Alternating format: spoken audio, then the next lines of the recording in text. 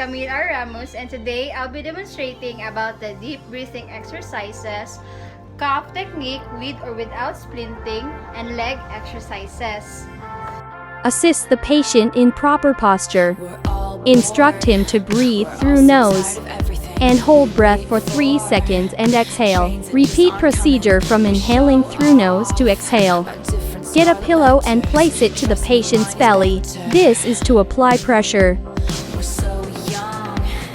Then instruct him to inhale and hold breath for 3 seconds, then cough. Repeat procedure.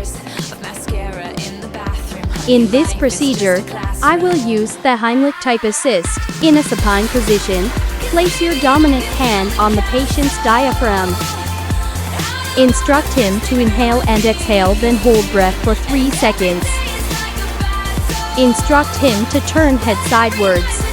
Push up and in at the diaphragm as the patient begins to cough. In a supine position, place a pillow under both legs and gently rotate right and left leg inwards.